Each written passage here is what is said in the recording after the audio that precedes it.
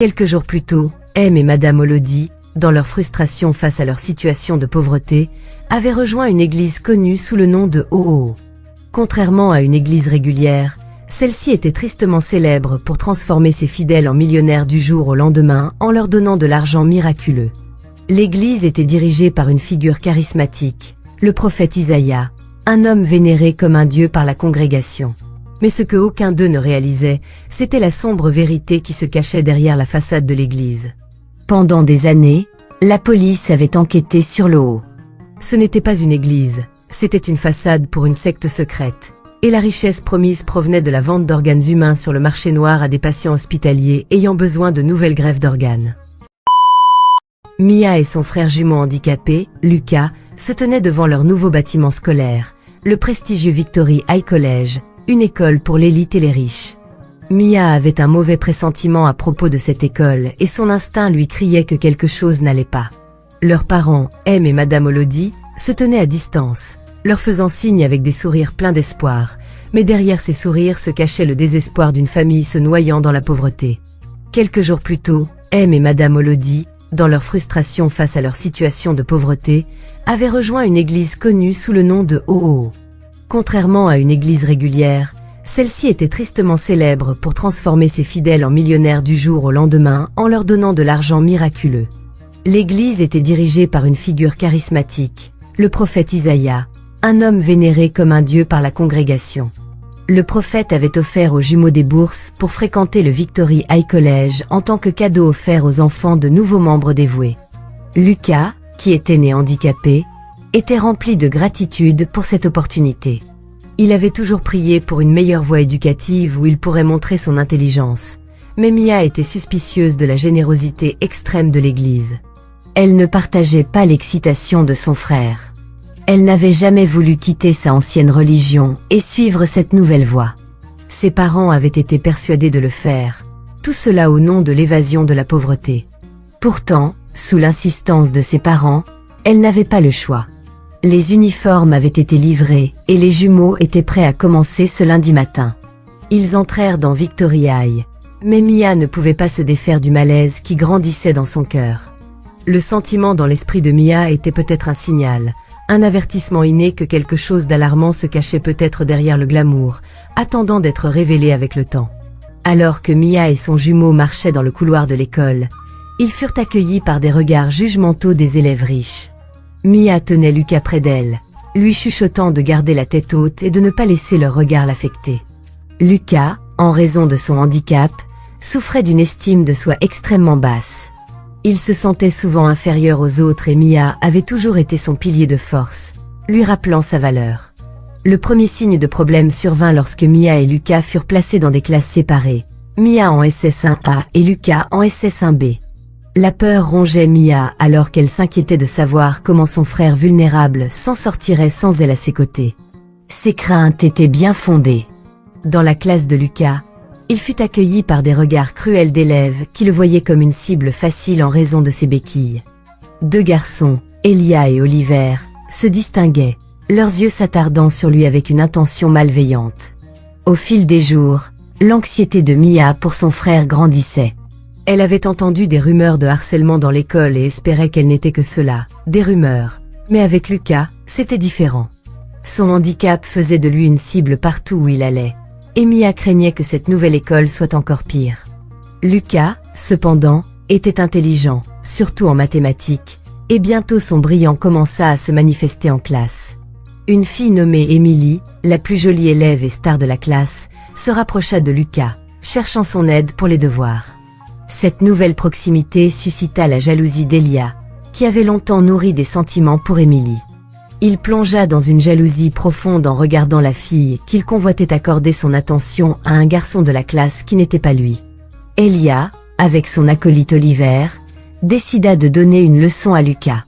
Un jour, alors que Lucas était dans les toilettes des garçons, Elia et Oliver le suivirent. Ils le coincèrent, l'accusant d'essayer de voler Émilie à Elia, malgré les protestations de Lucas qui l'aidait simplement avec ses devoirs. Les brutes refusèrent d'écouter. « Que faisons-nous à tout garçon qui embête ma copine ?» demanda Elia à son ami. « Nous leur donnons une leçon, répondit Oliver à Elia en souriant malicieusement. Les deux garçons déshabillèrent Lucas, le forçant à se tenir nu pendant qu'ils l'enregistraient avec leur téléphone. Lucas les supplia d'arrêter, sanglotant alors qu'il implorait leur pitié, mais ils ne firent que rire, se délectant de son humiliation. La vidéo fut partagée avec toute l'école, tous les élèves regardant Lucas sur leur téléphone. Alors que Lucas retournait à sa classe, les rires et les chuchotements moqueurs des élèves le blessèrent plus profondément que n'importe quel coup physique. Il était pauvre, handicapé et maintenant complètement humilié. Des larmes lui montèrent aux yeux, mais il les ravala, essayant de maintenir un semblant de dignité. Lorsque Mia découvrit ce qui s'était passé, la fureur parcourut ses veines. Elle fit irruption dans le bureau du principal et exigea justice. Le directeur promit de s'occuper des garçons, leur donnant un avertissement sévère, mais Elia et Oliver étaient loin d'être repentants. Ils retournèrent en classe, regardant Lucas avec une haine renouvelée, déterminés à lui faire payer d'avoir osé les dénoncer. À la fin de la journée d'école, Mia aida Lucas avec ses béquilles, s'assurant de marcher fièrement à ses côtés pour que tout le monde voie qu'il n'était pas seul. Lorsqu'ils arrivèrent à la maison, Mia aida son frère alors qu'ils pleuraient ensemble. Sa douleur était la sienne, elle le consola, lui rappelant sa valeur malgré la cruauté des autres. « Ils ne peuvent pas éteindre ta lumière », chuchota-t-elle à travers ses larmes. « Tu es une étoile, peu importe ce qui arrive. Tout ira bien. » Mais au fond, Mia savait que ce n'était que le début. La façade glamour de l'école cachait quelque chose de bien plus sombre et elle craignait que le pire soit à venir. De retour à l'école, après quelques semaines, Lucas était assis dans le jardin de l'école, sirotant une bouteille de jus, perdu dans des pensées tristes. Les souvenirs du harcèlement le hantaient encore et l'absence d'Emily pesait lourdement sur son esprit. Avant de partir, elle s'était excusée auprès de Lucas, expliquant qu'elle avait été transférée dans une autre école pour échapper au harcèlement incessant d'Elia. Son départ laissa Lucas se sentir plus seul que jamais. Alors qu'il était assis là, sa solitude fut brusquement interrompue lorsqu'Elia et Oliver s'approchèrent à nouveau, leurs visages remplis de colère. « Tu penses pouvoir aller voir le directeur et tout gâcher pour nous ?» cracha Elia en regardant Lucas. « Et tu as fait partir Emily. Tout est de ta faute, Lucas. » Comme toujours, Lucas se retrouva sans voix en leur présence. Avant qu'il puisse dire un mot, Elia arracha la bouteille de jus de sa main, en but une gorgée et en recracha une partie dans la bouteille. Il tendit la bouteille souillée devant le visage de Lucas. « Bois », commanda Elia, sa voix froide et menaçante, « ou je te casserai encore plus les jambes. » Les mains de Lucas tremblaient alors qu'il reprenait la bouteille, ses yeux écarquillés de peur. Il était sur le point de boire le jus contaminé, se sentant complètement impuissant, lorsque soudain, une sandale marron vola dans les airs, frappant Elia en plein sur la tête. Surpris, Elia se retourna, ses yeux s'écarquillant de choc. Mia se tenait derrière lui, son visage rouge de colère. Elle regarda les garçons, sa voix inébranlable alors qu'elle criait « Laissez mon frère tranquille ». Elia la regarda, stupéfait. Personne n'avait jamais osé lui tenir tête, et encore moins une fille. « Tu as du cran, mais tu vas le regretter », grogna-t-il en s'avançant vers Mia, la défiant de se battre. Mais Mia ne flancha pas. Elle fit un pas en avant, ses yeux fixés sur ceux d'Elia. « Je n'ai pas peur de toi. Si tu veux te battre, faisons-le. » Enragé, Elia leva le poing, sur le point de porter un coup brutal à Mia, lorsqu'une voix appela de derrière Elia. C'étaient Liam et Théodore, les préfets de l'école. Ils marchèrent vers eux, leur présence autoritaire. « Que pensez-vous faire ? Laissez-les tranquilles maintenant, » dit Liam. Le visage d'Elia rougit de colère, mais il n'allait pas défier les préfets. Lui et Oliver se retournèrent et s'éloignèrent, mais pas avant qu'Elia n'ait murmuré une menace entre ses dents. Ce n'est pas fini. Mia expira, l'adrénaline parcourant toujours ses veines.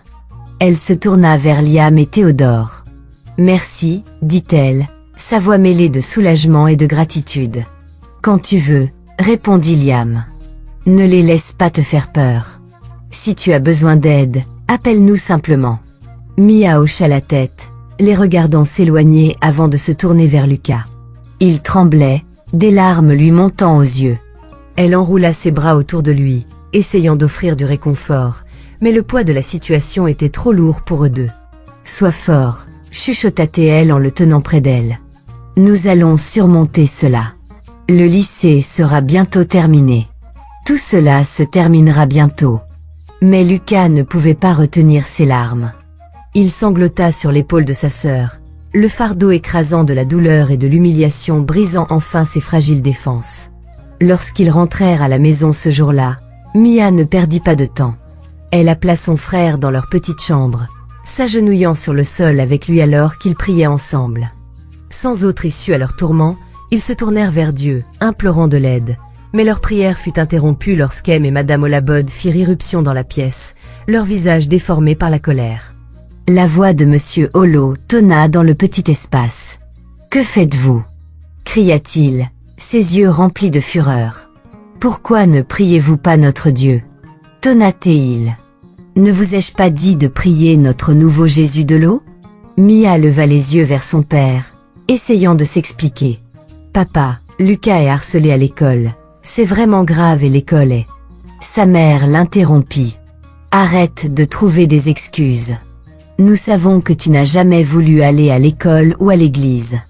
Tu as toujours détesté cela. » Le cœur de Mia se serra. Il ne la croyait pas, il s'en fichait. Elle voyait maintenant que ses parents étaient aveuglés par l'église et les promesses de richesse que le prophète leur avait faites. Elle ne savait pas que derrière leur dévotion à l'eau, il y avait plus que de la foi. C'était de l'avidité. Le prophète Isaïa avait donné de l'argent et du soutien à Em et Madame Olabode, leur promettant que s'ils restaient loyaux, ils seraient élevés au rang de membres d'élite convoités de l'Église. Ils étaient si proches de la liberté financière et ils n'allaient pas laisser quoi que ce soit mettre en péril leur place dans les bonnes grâces du prophète, pas même la souffrance de leurs propres enfants. Et donc, Em et Madame Olabode refusèrent d'écouter. Ils rejetèrent les supplications de leurs enfants, les forçant à continuer à fréquenter l'église et l'école gratuite, quel qu'en soit le coût. Pendant ce temps, un jour à l'église, Mia et Lucas furent approchés par Monsieur Isaac, un nouveau converti. Il remarqua leurs expressions solennelles lors des services quotidiens de l'église et les approcha avec inquiétude alors qu'ils étaient assis à attendre leurs parents dans le jardin de l'église. « Pourquoi avez-vous toujours l'air si triste » demanda-t-il. Mia hésita, incertaine de la quantité à dire.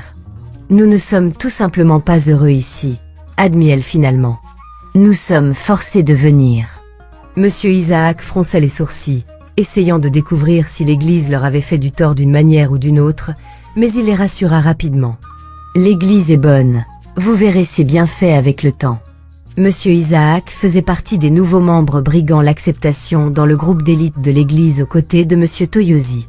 Bien que tous deux soient financièrement stables, ils croyaient que rejoindre ce cercle exclusif les élèverait à une richesse inimaginable. Comme beaucoup d'autres, ils étaient prêts à tout pour prouver leur loyauté et sécuriser leur place parmi les élus. Mais ce que aucun d'eux ne réalisait, c'était la sombre vérité qui se cachait derrière la façade de l'église. Pendant des années, la police avait enquêté sur le haut. Ce n'était pas une église, c'était une façade pour une secte secrète. Et la richesse promise provenait de la vente d'organes humains sur le marché noir à des patients hospitaliers ayant besoin de nouvelles greffes d'organes. Ils vendaient ces parties du corps pour des milliers de dollars, accumulant des millions en secret dans leurs poches chaque année. Les soi-disant membres d'élite faisaient leur sélection, choisissant quels enfants malchanceux de l'église deviendraient leurs prochaines victimes. Cette année, leur cible était Lucas. Ils veulent de l'argent, avait dit le prophète Isaïa à son cercle restreint. Nous prenons un de leurs enfants, le garçon handicapé. Il est déjà inutile pour eux. En retour, nous donnons à son père ce qu'il veut, de l'argent et une place parmi l'élite. Les paroles du prophète scellèrent le destin de Lucas, mais Em et Madame Olabode n'en avaient aucune idée. Ils étaient trop aveuglés par les promesses de richesse, incapables de voir le cauchemar dans lequel ils s'engageaient. Et ainsi, les rouages de la secte continuèrent à tourner, alimentés par l'avidité, la tromperie et le sang de victimes innocentes. Personne ne soupçonnait rien, ni les adorateurs, ni la police. Personne ne remarqua les disparitions, les morts étranges qui avaient lieu dans l'église. Tout faisait partie du jeu, un jeu dans lequel Mia et Lucas étaient maintenant pris. Le soi-disant prophète avait réussi à établir son propre empire pour l'extraction d'organes humains, le déguisant en secte secrète impénétrable sous le couvert d'une église croyant en la Bible. En réalité, ils adoraient un Dieu différent. Le sang de leurs victimes était mélangé avec de l'eau miraculeuse et des bracelets vendus aux membres de l'Église. Alors que chaque membre, sans le savoir, utilisait ces matériaux contaminés, ils entraient dans un pacte pour servir la véritable déité de l'Église, pas celle en laquelle ils croyaient être conduits. Plus ils utilisaient l'eau et les bracelets, plus ils devenaient hypnotisés, piégés dans un cycle dont ils ne pouvaient s'échapper. M et Madame Olabode étaient 2 victimes de plus, pris dans cette sombre toile. M et Madame Olabode continuèrent à forcer leurs enfants à fréquenter l'église contre leur gré, accusant Mia d'être un outil du diable, essayant de gâcher leur chance avec le prophète. Mais malgré leur intimidation, Mia priait secrètement Jésus chaque nuit pendant que ses parents dormaient. Après quelques semaines à l'école, un jour, pendant la pause déjeuner, Mia sortit pour prendre du lait. Sur le chemin du retour de la cafétéria, un cri glaçant provenant du toit la figea sur place. Levant les yeux, elle vit son frère Lucas se faire battre sans pitié. La panique la submergea alors qu'elle courait dans les couloirs, désespérée de l'atteindre. Dans sa course frénétique, elle entra en collision avec Liam et Théodore, les préfets de l'école qui l'avaient aidée auparavant. Avec des larmes coulant sur son visage, Mia supplia de nouveau leur aide. Mais cette fois, Théodore hésita. Les ambitions politiques de son père pesaient lourdement sur lui. Il avait été averti par son père de rester à l'écart de tout scandale impliquant Elia, dont le père riche avait une grande influence sur son élection à venir. Théodore craignait les répercussions de s'opposer au brut. Liam essaya de convaincre Théodore de changer d'avis, le pressant de se tenir pour la vérité et la justice, mais Théodore, honteusement, se détourna. Il allait suivre l'avertissement de son père et ne pas s'impliquer dans les affaires des autres. Cependant, malgré tout cela, Liam ne pouvait pas laisser tomber Mia.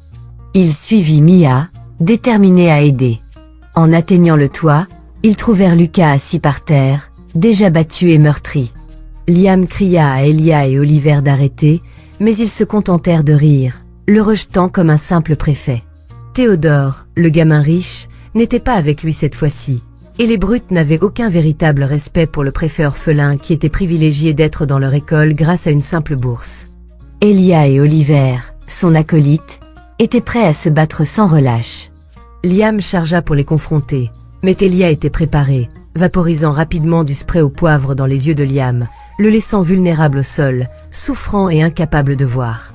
Voyant à la fois son frère et Liam souffrir, Mia supplia Elia et Oliver d'arrêter, mais les brutes ne virent qu'une opportunité. Elia dit à Mia que si elle voulait sauver son frère, elle devait enlever sa chemise pour eux en guise de punition pour les avoir manqué de respect des semaines plus tôt. Mia tremblait. « Tu veux que j'enlève ma chemise ?» demanda-t-elle, les larmes aux yeux. Les 2 garçons insistèrent, ils ne plaisantaient pas. Mia regarda son frère et Liam impuissants sur le sol. Les brutes étaient sur le point de recommencer à battre Lucas lorsqu'elle ne fit pas ce qu'il demandait. « D'accord, je vais le faire, » dit Mia, « mais promets que tu ne feras plus jamais de mal à mon frère, » supplia-t-elle. Les garçons acceptèrent, et donc, en larmes et avec des mains tremblantes, Mia commença à ouvrir lentement sa chemise bouton par bouton. Lucas regardait avec agonie sa sœur jumelle être abusée à cause de sa faiblesse, de son handicap et de son incapacité à se battre pour lui-même. Mia avait enlevé son débardeur. Elle était sur le point de montrer aux brutes ce qu'elle voulait quand elle entendit son frère crier. « Mia !» hurla Lucas, « ne le fais pas !» À ce moment-là, submergé par le désespoir et l'impuissance, Lucas avait pris une décision. Il fit un pas vers le bord du toit. « Vous pouvez laisser ma sœur tranquille maintenant, » dit-il doucement. Se tournant vers Mia, il ajouta « Je suis désolé. » Avant que Mia puisse l'atteindre, Lucas sauta du toit. « Lucas !» cria Mia, son cœur se brisant alors qu'elle tombait à genoux, se lamentant dans l'agonie. Alors que Lucas gisait sur le sol, respirant ses derniers souffles, il ressentit un étrange soulagement. Il ne voulait pas survivre. Il voulait que sa sœur soit libérée du tourment qu'il avait apporté dans sa vie. Les brutes s'enfuirent de la scène, leur rire résonnant alors qu'ils disparaissaient au loin. Juste à ce moment-là, Théodore arriva en courant sur le toit, mais il était déjà trop tard. Le pire était arrivé. La nouvelle de la mort de Lucas se répandit comme une traînée de poudre. Liam, innocent et piégé, fut arrêté tandis que le père d'Elia utilisa son influence pour couvrir le crime, passant un bref coup de fil à l'école pour changer leur rapport et se débarrasser de tout témoin oculaire. Le procès approchait, et avec lui le poids de l'injustice grandissait. Mia fut confinée dans sa chambre, suspendue de l'école, ses parents saisis par la peur et la croyance dans la prophétie sinistre du prophète, l'enfermant, terrifiés de perdre leur dernier enfant restant. Selon ce que le prophète leur avait dit, à la suite de la mort prématurée de Lucas, seule dans sa chambre, Mia se lamentait pour son jumeau, se sentant comme si la moitié d'elle était morte avec lui. Elle n'était pas autorisée à parler, pas autorisée à chercher justice, laissant seulement Théodore comme témoin solitaire. Alors que la date du procès approchait, Mia déversa son cœur dans des lettres pour Liam, lui racontant comment elle était enfermée dans sa chambre. Elle jura de sortir et de l'aider à s'échapper. Pendant ce temps, Théodore luttait avec sa propre culpabilité dans sa maison. Il écrivit à Liam, cherchant le pardon pour son échec à agir. Il avait promis à Liam qu'un procès aurait lieu bientôt. Il allait venir en tant que témoin et il n'allait pas laisser Liam pourrir en prison.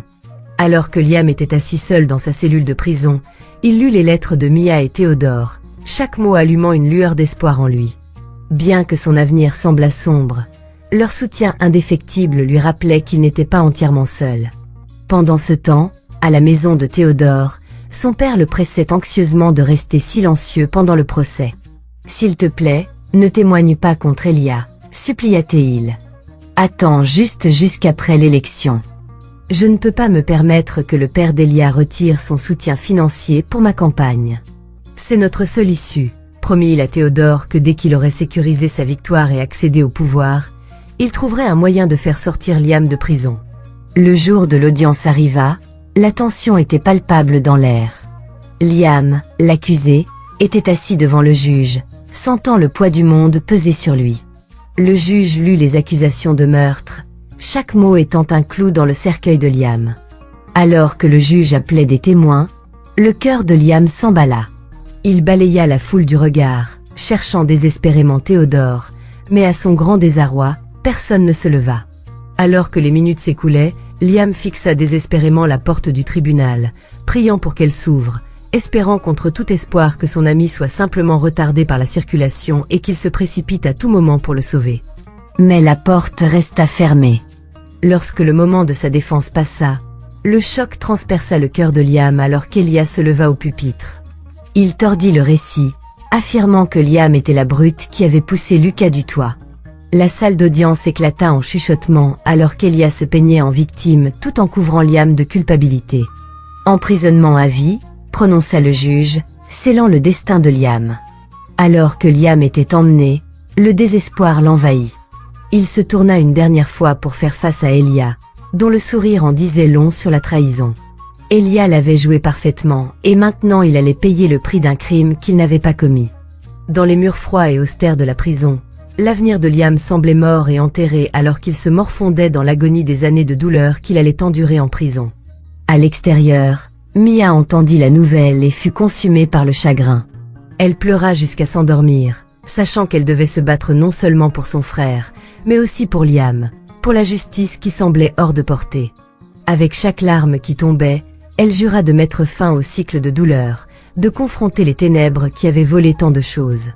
De retour à l'église, les membres de la secte étaient confrontés à une décision glaçante. Avec Lucas, l'élu, parti, ils avaient besoin d'un remplaçant. Mia, ils désiraient ardemment de nouveaux organes pour leur commerce sinistre et devaient agir rapidement. Le prophète convainquit les parents de Mia que leur fille nécessitait une protection spirituelle, insistant sur le fait qu'il était temps pour elle d'être baptisée et initiée dans l'église en tant que disciple. C'était le seul moyen de la protéger de la force obscure qui avait réclamé Lucas. Paniqués et désespérés de sauver leur fille, ses parents crurent chaque mot. Sa mère supplia, « S'il te plaît, ne discute pas, Mia. Nous faisons cela pour ta sécurité. Nous ne pouvons pas te perdre aussi. » Prise dans une toile de peur et de manipulation, Mia réalisa qu'elle n'avait pas le choix. La promesse d'échapper à des semaines de confinement dépendait maintenant de sa soumission. Cette nuit-là, seule dans sa chambre, elle chuchota des prières ferventes à Dieu, suppliant pour une échappatoire, pour la justice pour Lucas, pour tout espoir dans son monde qui s'assombrissait. Le jour de son baptême, l'église pulsait d'anticipation alors que le service touchait à sa fin. Les parents de Mia furent appelés à se rendre pour livrer leur fille. Ils reçurent une poignée d'argent en compensation et lorsque Mia fut convoquée, une étincelle de défi s'alluma en elle. À la surprise de tous, elle déclara « Je ne veux pas être disciple ». Le visage de son père se tordit de rage. « Ne nous fais pas honte », cria-t-il, le désespoir obscurcissant son jugement. Ils se précipitèrent pour convaincre le prêtre que Mia était simplement confuse, qu'elle était impatiente de servir. Sans défense et submergée, Mia fut emmenée vers les eaux baptismales, des larmes lui montant aux yeux alors que le prêtre la submergeait, la livrant à un dieu qu'elle ne reconnaissait pas. Après le service, Mia se retrouva enfermée dans une pièce sombre, consumée par une solitude glaçante. La peur lui griffait le cœur. Quel genre de parents abandonnent leur enfant? Cria-t-elle, sa voix résonnant dans le vide. À l'extérieur de l'église ce jour-là, Monsieur Isaac, semé par Monsieur Toyosi, qui s'était ingéré auprès du prophète pour sécuriser une place parmi l'élite de l'église, devait être couronné aujourd'hui. Mais le destin intervint, sa voiture était tombée en panne, le laissant bloqué. La secte, furieuse de cette interruption, se tourna rapidement vers Monsieur Isaac, le convoquant en tant que remplaçant. Il ne savait pas qu'il s'engageait dans un pacte dont il ne pourrait pas s'échapper. De retour à la maison des Olabod, les parents de Mia se délectaient de leur fortune perçue, reconnaissant que leur enfant ait été choisi. Le prophète leur avait assuré que Monsieur Olabod s'élèverait rapidement dans la hiérarchie de l'Église, promettant richesse et pouvoir au-delà de leurs rêves. Ils célébraient dans une ignorance bienheureuse du terrible prix qui les attendait. Dans son confinement, Mia ressentit une présence sinistre alors qu'une étrange femme entrait avec des pilules et de l'eau. À contre-cœur, elle fut forcée de les avaler et peu après, son monde s'estompa dans le noir. Alors que Mia gisait inconsciente, la secte se préparait pour son rituel horrible. Monsieur Isaac fut conduit par les membres de la secte à travers un tunnel caché derrière l'église, un passage humide et ombragé qui semblait chuchoter des secrets de terreur. Alors qu'ils émergeaient dans la forêt dense, un sentiment de malaise les enveloppa. L'air était épais avec l'odeur de la mousse et de la décomposition, et les arbres imposants se dressaient comme des sentinelles silencieuses. Bien que Monsieur Isaac n'ait jamais rien rencontré de tel auparavant, la détermination brûlait en lui. Quoi qu'il l'attende dans les profondeurs de la forêt, il était résolu à l'affronter. Poussé par une faim désespérée de richesse et de statut, il se prépara, jurant de faire tout ce qu'il fallait pour revendiquer le pouvoir qu'il recherchait. Mais alors qu'il s'aventurait plus profondément, un doute tenace commença à s'insinuer. Quel sacrifice serait vraiment nécessaire pour son ambition? Alors que le prêtre traversait la forêt dense, portant la forme inconsciente de Mia, elle remua momentanément, sa vision se brouillant. « Où m'emmenez-vous » chuchota-t-elle, sa voix à peine audible. Mais le prêtre resta silencieux, sa prise inébranlable alors qu'ils avançaient. La panique monta en elle, elle lutta contre son corps paralysé, son esprit criant à l'aide, priant Dieu d'intervenir. Était-ce la fin? Alors que l'obscurité se refermait à nouveau, Mia sentit qu'elle glissait. Les chuchotements sinistres de la forêt murmuraient des secrets effrayants. Quelles horreurs l'attendaient dans cette chambre cachée, et que faudrait-il pour récupérer sa vie? Alors que la nuit retenait son souffle, le destin de Mia était suspendu de manière précaire. Son âme piégée suppliait désespérément une résolution.